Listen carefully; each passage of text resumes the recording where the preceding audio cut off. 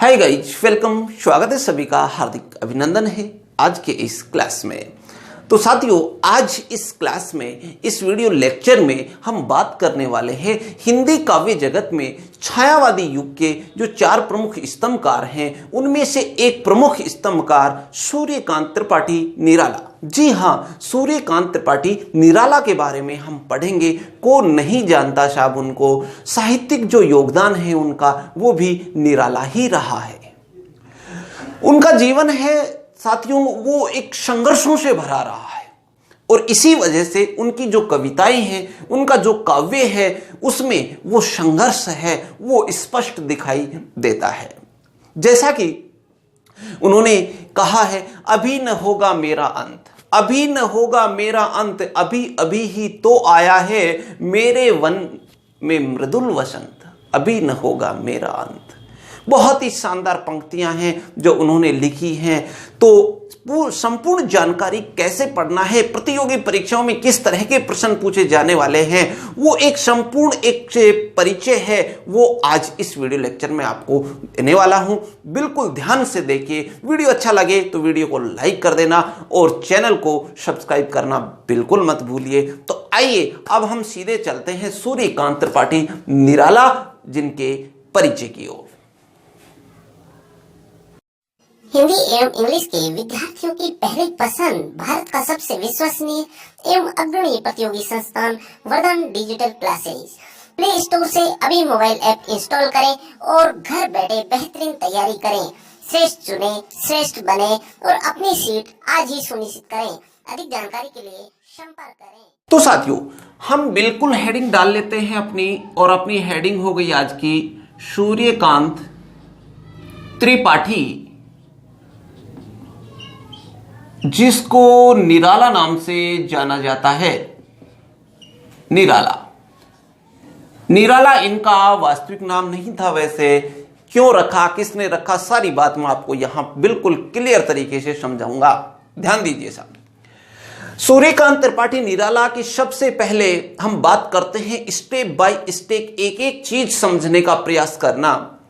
सबसे पहले हम बात करें कि साहब इनका जन्म कब हुआ। जन्म, ठीक है, ध्यान दीजिए। इनके जन्म की यदि बात की जाए तो 1896 ईस्वी, कब? 1896 ईस्वी इनका जन्म माना जाता है। ध्यान देना, 1896 ईस्वी। कई जगह आपको 1898 या 1899 भी मिल सकता है, लेकिन भ्रमित नहीं होना है, ये डेट याद रखनी है अपने को। क्लियर है? तो इस तरह से आपको अलग अलग जगह पे कुछ विशेष 98 99 भी मिलेगा, तो वहां डाउटफुल मत रहना। क्लियर कर दिया है मैंने कि जन्म 1896 ईस्वी इनका माना जाता है। क्लियर हो गया? तो जन्म के साथ में दूसरी बारी आती है कि साहब जन्म तो ये हो गया, तो मृत्यु कब हुई। तो जन्म और मृत्यु जो जीवन परिचय का एक हिस्सा है, तो साहब इनकी मृत्यु है वो 1961 ईस्वी की मानी जाती है। कब मानी जाती है? 1961 ईस्वी में इनकी मृत्यु हुई। ये लो साहब, जन्म और मृत्यु की बात हो गई है। तो अब हमारे सामने एक बिंदु है, ध्यान देना। जो जन्म है इनका वो कहां हुआ था, तो जन्म स्थान की बात करते हैं। तो ध्यान देना साहब, इनका जो जन्म स्थान है वो महिषादल नाम की कोई जगह है। कहां पे? बंगाल में। तो वहां इनका जन्म हुआ। कहां हुआ? महिषादल। ओके, तो महिषादल कहां पर है साहब? ये बंगाल में है। तो ये इनके जन्म स्थान की बात हो गई। क्लियर? तो इतनी सी ये बेसिक इनके जीवन परिचय की बात अपनी चल रही है अभी। अब यहां पर एक विशेष बिंदु आता है, उस विशेष बिंदु को अपने को ध्यान देना है। फैक्ट टू फैक्ट बताते हुए चल रहा हूं, गौर करना। अब यहां हमें ध्यान रखने की बात क्या है कि साहब इनका जो जन्म है, ये इनका जन्म, बात को समझना, फैक्ट टू फैक्ट। इनका जो जन्म है वो जन्म हुआ था साहब रविवार के दिन। किसके दिन? रविवार। और इस रविवार के दिन जो वसंत पंचमी बताई जाती है कि उस दिन रविवार का दिन था और साहब उस दिन क्या थी? बसंत पंचमी थी। क्लियर? तो स्टेप बाय स्टेप समझना। इनका जो जन्म है वो कब हुआ साहब? रविवार को हुआ। और रविवार के दिन क्या पड़ रही थी? उस दिन बसंत पंचमी पड़ रही थी, ऐसा माना जाता है। ठीक है, तो क्या हुआ कि आपको पता है रविवार है वो सूर्य का दिन माना जाता है। किसका माना जाता है? सूर्य का दिन माना जाता है। इसी वजह से इनका नाम रखा गया क्या? सूर्य कुमार। क्या नाम रखा गया? सूर्य कुमार इनका नाम रखा गया। किस वजह से? इस रविवार की वजह से। तो रविवार को जन्म हुआ, इसी वजह से इनका नाम क्या रखा गया साहब? सूर्य कुमार रखा गया।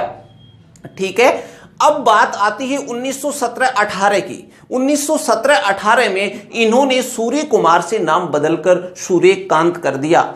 कब की बात है? 1917-18 की, है ना। 1917-18 में इन्होंने ये नाम है ये सूर्य कुमार से बदल करके और क्या रख दिया साहब? सूर्यकांत। क्या रख दिया? सूर्यकांत। इस तरह से ये नाम जो आपको दिखाई दे रहा है सूर्यकांत, ये सूर्य कुमार से बदलकर सूर्यकांत किया गया है। और कब किया गया है? 1917-18 में। किसने किया है बात आती है तो साहब इन्होंने खुद ने ही रखा है। तो यहां से कोई दिक्कत नहीं। बताओ, ये बेसिक परिचय है, ये क्लियर हो गया, कोई हेडक नहीं है। एक बार फिर ध्यान दे लीजिएगा। जन्म 1896 ईस्वी में होता है, मृत्यु 1961 ईस्वी में हुई है। जन्म स्थान महिषादल जो कि बंगाल में पड़ता है, ये इनका जन्म स्थान है। जन्म देखो रविवार के दिन हुआ, बसंत पंचमी थी उस दिन, इसी वजह से इनका नाम रखा गया सूर्य कुमार। लेकिन 1917-18 में इस नाम को बदल करके और क्या कर लिया गया साहब? सूर्यकांत कर दिया गया। क्लियर? तो यहां तक की ये गाथा अपनी क्लियर होती है। ठीक है, चलिए आगे देखते हैं। आगे देखो, अचानक क्या होता है? इनके पिता का देहांत हो जाता है। पिता का देहांत हो जाता है।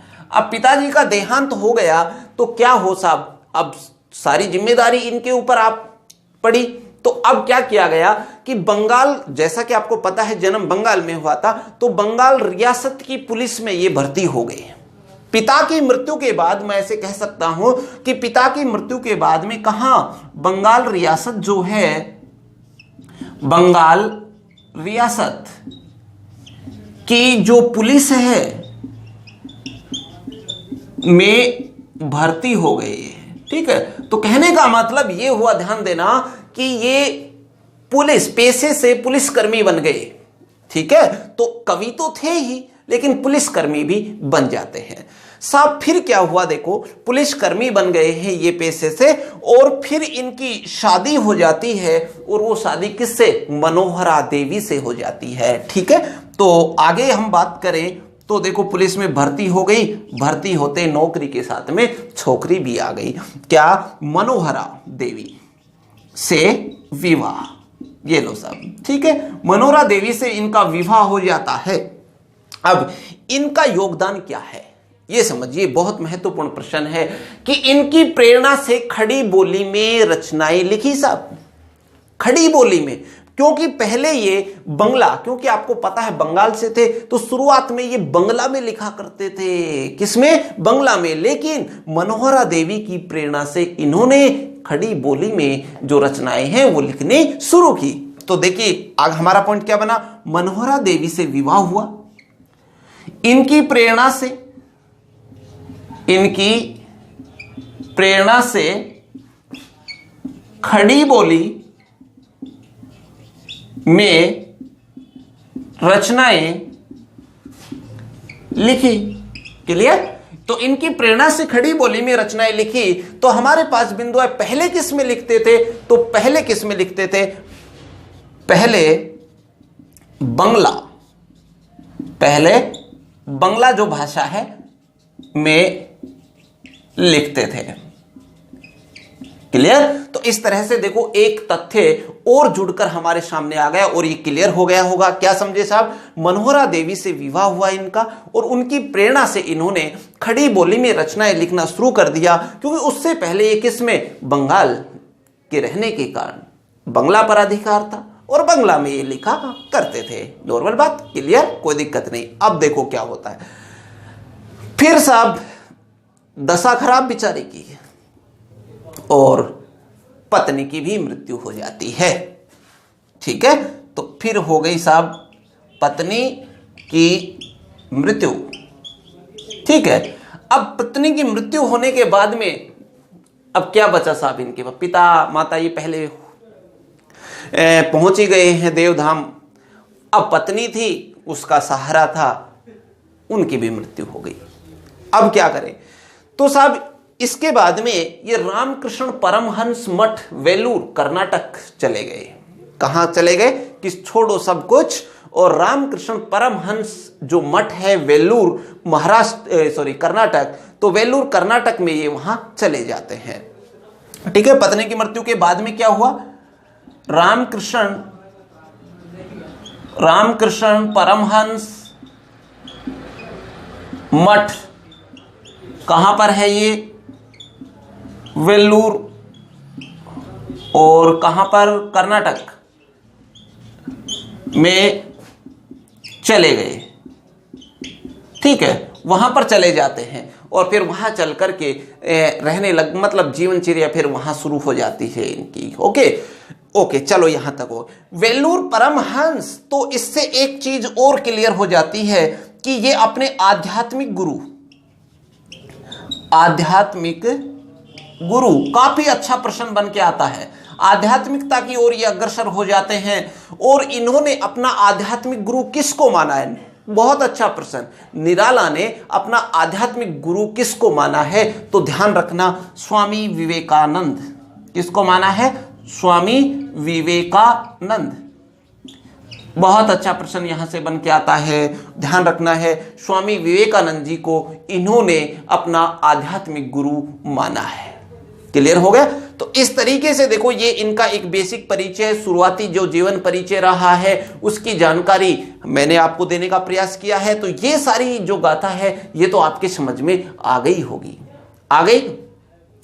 तो साथियों, आप किसी भी परीक्षा की तैयारी कर रहे हैं, नेट जेआरएफ की कर रहे हैं, टीजीटी पीजीटी की कर रहे हैं, स्कूल व्याख्याता की, प्रोफेसर असिस्टेंट प्रोफेसर हैं उनकी कर रहे हो, या किसी भी अन्य प्रतियोगी परीक्षाओं की तैयारी कर रहे हैं और जिसमें हिंदी साहित्य की महत्वपूर्ण भूमिका है, तो आपके लिए ये क्लास बहुत ही इंपॉर्टेंट है। सारी चीज बेसिक तरीके से सीखते हुए चलना है अपने को।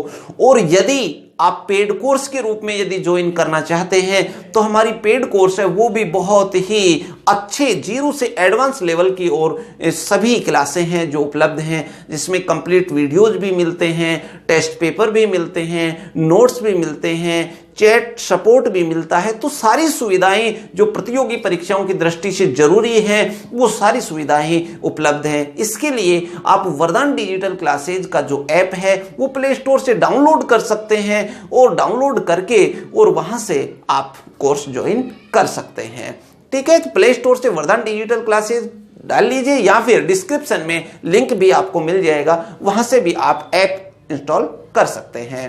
ठीक है, चलिए आगे बात करते हैं हम।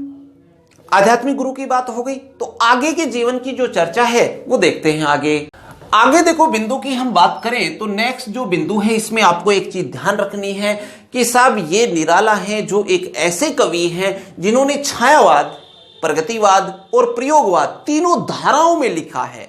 तो बहुत अच्छा प्रश्न है, बहुत अच्छा बिंदु है, ये बनता है कि छायावाद, प्रगतिवाद, प्रयोगवाद तीनों धाराओं में लिखने वाले कवि कौन है? तो तीनों धाराओं में लिखने वाले कवि कौन है? निराला है ना। तो ये हमारा बिंदु है जो हम यहां नोट करते हैं। तो क्या बिंदु रह जाएगा साहब हमारा? तो छायावाद नंबर 1, प्रगतिवाद, छायावाद, प्रगतिवाद और तीसरा हो गया कौन सा? प्रयोगवाद। तीनों धाराओं में लिखने वाले कवि हैं ये। ठीक है, तीनों धाराओं में लिखने वाले कवि हैं ये, एक चीज ध्यान रखना है। क्लियर हो गया ये पॉइंट? तो ऐसा प्रश्न आता है तो बड़े इजी वे में आप इसका आंसर दे सकते हैं। अब सुनिए दूसरा फैक्ट। अब यहां छायावाद हमें दिख रहा है तो एक चीज ध्यान रखना, जो छायावाद है ना, छायावाद का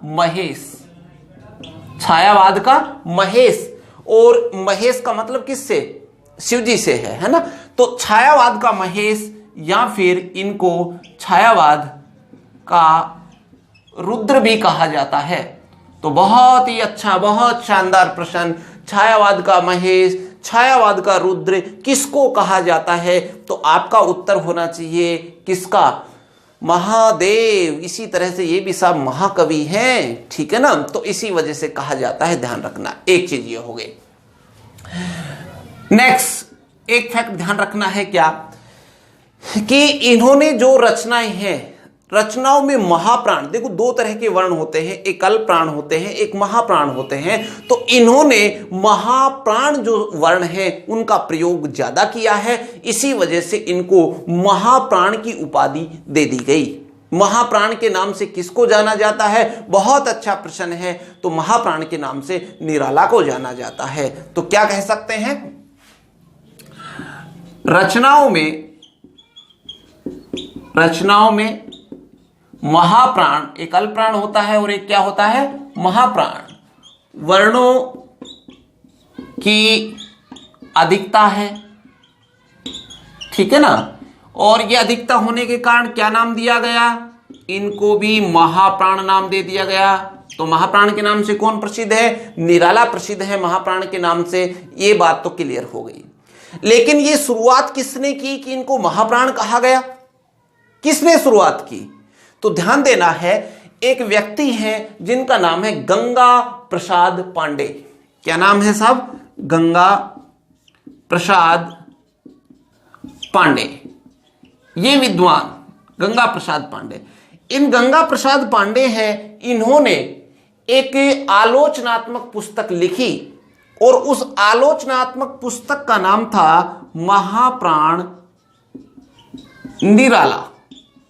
महाप्राण निराला क्या थी ये एक आलोचनात्मक पुस्तक थी। तो इस आलोचनात्मक पुस्तक का नाम था महाप्राण निराला। तो देखो यहां से इन्होंने निराला को क्या नाम दे दिया? महाप्राण नाम दे दिया। तो ये महाप्राण देखो यहां से शुरू हो गया, अब यहां से देखो, ठीक है ना। तो ये महाप्राण है। जो नाम देने का श्रेय किसको जाता है? तो ध्यान रखना, ये श्रेय जाता है गंगा प्रसाद पांडे, जिन्होंने एक आलोचनात्मक पुस्तक लिखी थी जिसका नाम था महाप्राण निराला। तो उसी से ये आगे चलता गया। That's clear. तो इस तरह से ये देखो बिंदु हमारे सामने बहुत अच्छे अच्छे तथ्य हैं जो आ रहे हैं। इनको बिल्कुल लाइन टू लाइन आपको एग्जाम में मिलेंगे, कोई दिक्कत नहीं है। चलिए नेक्स्ट की बात करें तो देखो इनके संपादन की बात करें। संपादन की जो पत्रिका है, उन पत्रिका किसका संपादन किया है? तो देखो एक पत्रिका है मतवाला, मतवाला, ठीक है। एक पत्रिका कौन सी है? मतवाला। दूसरी जो पत्रिका है वो है समन्वय। कौन सी है? समन्वय। देखो मतवाला और समन्वय पत्रिका का संपादन किया है किसने? निराला ने। यह बात ध्यान रखना है, किसका संपादन किया है? एक तो मतवाला और एक समन्वय। यह बात क्लियर हो गई। लेकिन अब यहां से एक प्रश्न और बनता है, बहुत इंपॉर्टेंट प्रश्न। क्या? कि जो ये नाम आपको दिख रहा है निराला, ये निराला नाम किसने दिया? तो साहब ये जो मतवाला पत्रिका, मतवाला जो है इसने ही निराला नाम दिया। तो देखो यहां पर हमारा एक बहुत अच्छा बिंदु बन गया, निराला नाम दिया, ठीक है। तो मतवाला जो पत्रिका है उसने निराला नाम देने का मतलब श्रेय जाता है उसको।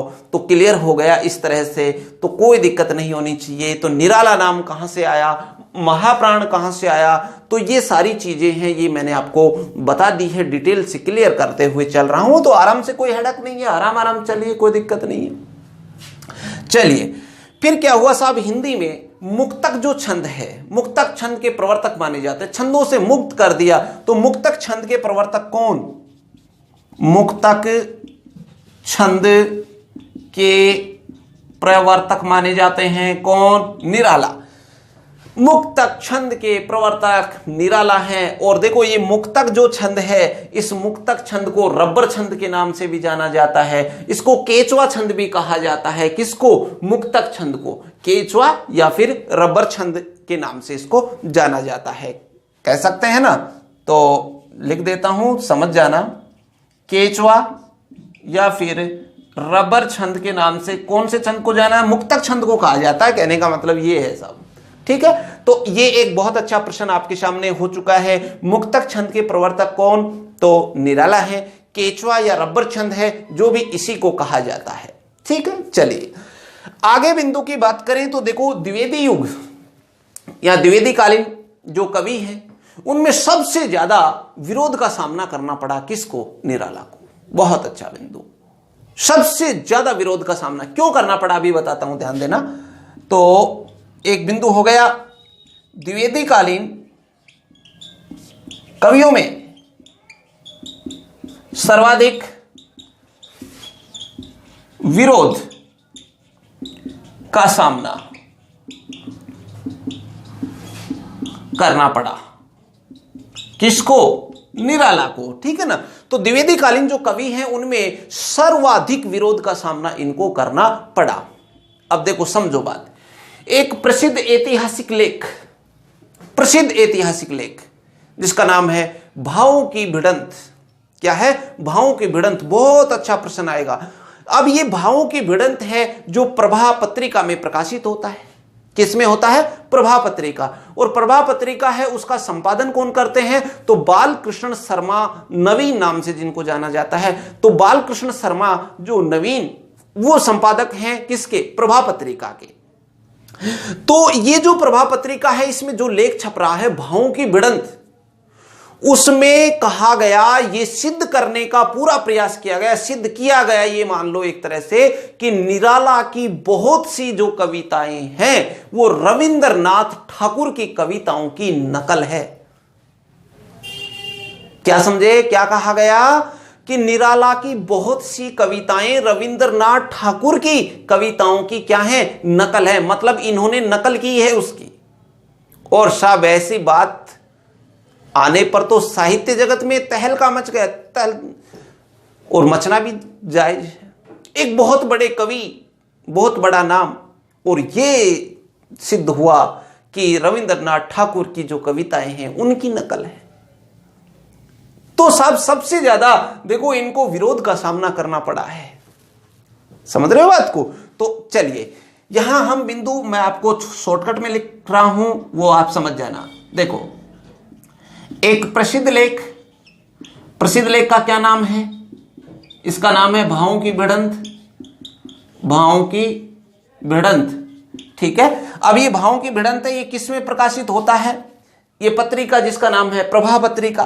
तो भावों की भिड़ंत है वो प्रभा पत्रिका, ठीक है। इसमें प्रकाशित, तो प्रसिद्ध लेख भावों की भिड़ंत प्रभा पत्रिका में प्रकाशित होता है। और प्रभा पत्रिका है, इसके संपादक कौन है? संपादक है बालकृष्ण शर्मा नवीन कह सकते हैं, ठीक है, ये नाम है। तो संपादक हैं कौन? बालकृष्ण शर्मा नवीन, प्रभा पत्रिका के संपादक हैं। ये चीज अपने को ध्यान रखनी है, ठीक है। तो ये भावों की भिड़ंत है, इसमें क्या प्रयास किया गया? ये सिद्ध किया गया कि निराला की अधिकांश कविताएं किसके? रविंद्रनाथ ठाकुर की नकल, रविंद्रनाथ ठाकुर की कविताओं की नकल है।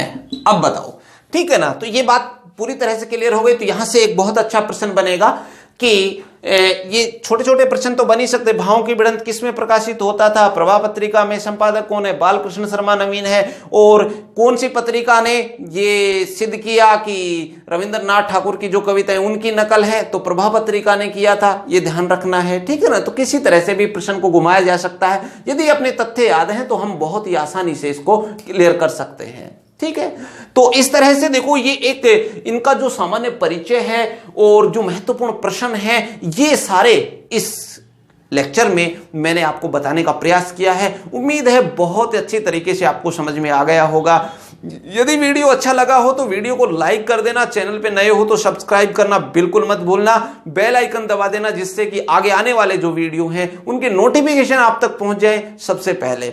इससे आगे जो वीडियो रहेगा उसमें मैं उनकी जो प्रमुख रचनाएं हैं उन रचनाओं की ट्रिक के साथ में आपको बताने वाला हूं, जिससे कि चुटकियों में आपको सारी रचनाएं याद हो जाएंगी और कौन सी रचना किस लिए प्रसिद्ध हुई ये सारी बातें मैं आपको बताऊंगा इसके सेकंड पार्ट में। आज के लिए थैंक यू वेरी मच।